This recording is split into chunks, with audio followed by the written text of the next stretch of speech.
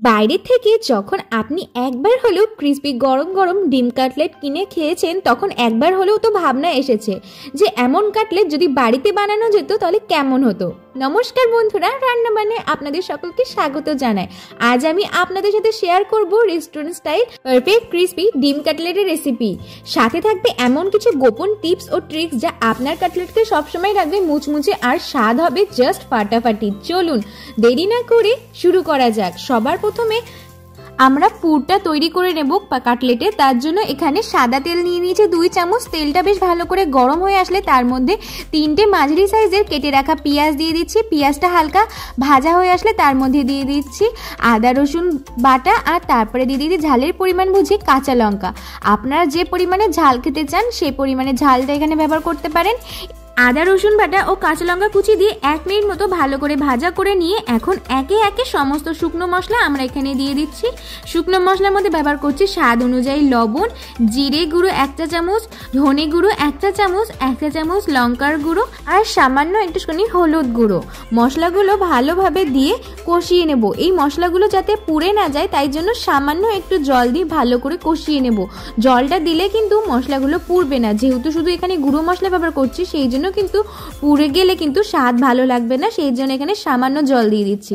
জলটা দেওয়ার পরে যেই জলটা টেনে নেবে তারপরে কিন্তু আমরা এখানে সিদ্ধ করে রেখে দেওয়া আলু আর আলুর উপর থেকে দিয়ে দিচ্ছি এখানে ধনেপাতা কুচি আর 1 চা চামচ পরিমাণে গরম মশলা গুঁড়ো দিয়ে দিচ্ছি। এবার বেশ ভালো করে 2 থেকে 3 মিনিট আলুর সঙ্গে মশলাগুলোকে বেশ ভালো করে আমরা এখানে ভেজে নেব। আলুটা সিদ্ধ করে বেশ ভালো করে ম্যাশ করে নিতে হবে যাতে আলুর কিন্তু দানা দানা না থাকে। আর এই সময় যদি পুর নরম লাগে তবে এই সময় কিন্তু 1 চা চামচ বেসন বা ময়দা মিশিয়ে নিতে পারেন।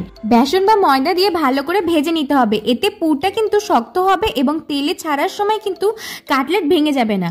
এবার আমরা এখানে ডিম আর সামান্য একটুখানি লবণ দিয়ে ডিমের ব্যাটারটা তৈরি করে নিচ্ছি। আজকের ডিমের কাটলেটটা একটু অন্যরকমভাবে তৈরি করে নিচ্ছি।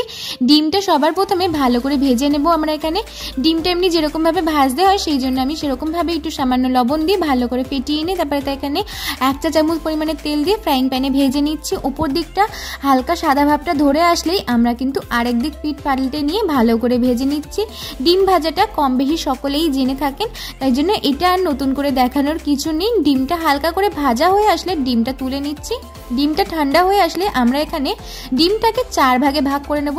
দেখতেই পাচ্ছেন ঠিক কিরকমভাবে 4 ভাগে ভাগ করে নিয়েছি।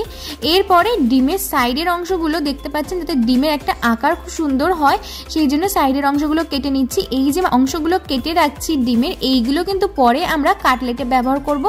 আপনারা চাইলে কিন্তু ডিমের মধ্যে পুর ভরে তাই দিতে পারেন, কিন্তু আমি ডিমের চারিপাশ থেকে আলুর পুর দিয়ে তাই তৈরি করছি। এইভাবে করলে কিন্তু অনেকগুলো ডিম কাটলেট বানানো যাবে এবং আপনারা চাইলে এই সময় নিজেদের ইচ্ছা আকারে যে কোনো শেপ ব্যবহার করতে পারেন। আমি এখানে গোল করে শেপ তৈরি করছি। এবার আমরা তৈরি করব বাইরের মুচমুচে লেয়ারটা, তার জন্য আমরা এখানে তৈরি করে নিচ্ছি ডিমের ব্যাটারটা, যার জন্য আমি এখানে 1টা ডিম ব্যবহার করছি। আমরা কিন্তু এখানে আজকে 2টো ডিম ব্যবহার করে 4 থেকে 5টা মতো কাটলেট তৈরি করে নিতে পারবো।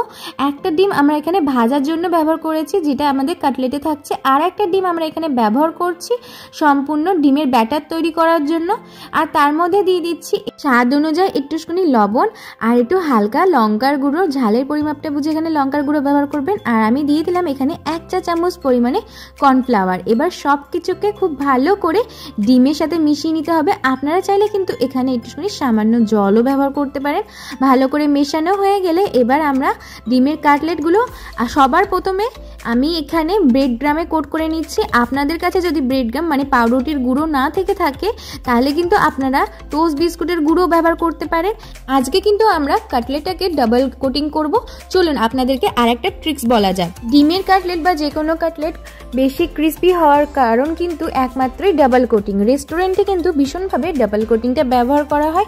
ডাবল কোটিং ব্যবহার করলে কিন্তু ক্রিস্পিনেসটা আরও বেশিভাবে বেড়ে যায়, সেই জন্য আমরাও কিন্তু এখানে ডাবল কোটিং ব্যবহার করছি।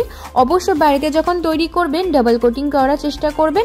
ডাবল কোটিং করলেই কিন্তু আপনারা এখানে রেস্টুরেন্টের মতো ক্রিস্পি কাটলেট বাড়িতে তৈরি করে নিতে পারেন সহজেই। এখানে ডাবল কোটিং করে নেওয়া হয়ে গেলে একই রকমভাবে প্রত্যেকটা কাটলেটই কিন্তু আমি এখানে ডাবল কোটিং করে নিচ্ছি। তেল এখানে গরম করে নিয়েছি। আমি এখানে ডুবো ডুবো তেল ব্যবহার করছি না, যেহেতু হালকাভাবে আমি এখানে ভাজা করে নেব। আর এই সময় কিন্তু গ্যাসের ফ্লেমটা লো টু মিডিয়ামে রাখবেন। আপনাদেরকে আর একটা টিপস বলে দিই, আপনারা চাইলে কিন্তু কোটিং করা কাটলেটগুলো কমপক্ষে 10 থেকে 15 মিনিটের জন্য ফ্রিজে রেখে দিতে পারেন। এতে কোটিংটা সেট হয়ে যাবে এবং ভাজার সময় কিন্তু ব্রেড ক্রাম্বগুলো তেলের মধ্যে খুলে যাবে না বা ভেঙে যাওয়ার চান্সেসটা খুবই কম থাকবে। দুপাশ থেকেই খুব সুন্দরভাবে গোল্ডেন ব্রাউন হয়ে ভাজা হয়ে গেলেই আমি এখানে পরিবেশন করে দিচ্ছি ডিমের কাটলেট সামান্য কাসুন্দি বা সস দিয়ে। আশা করছি আজকের এই রেসিপিটা ভালো লেগেছে। রেসিপিটা যদি ভালো লেগে থাকে আপনাদের প্রিয় মানুষের সঙ্গে শেয়ার করুন এবং আরো এমন রেসিপি দেখার জন্য চ্যানেলটিকে সাবস্ক্রাইব করে আমার পাশে থাকুন। ভালো থাকবেন আর মনের মতো রান্না করতে থাকবেন। ধন্যবাদ।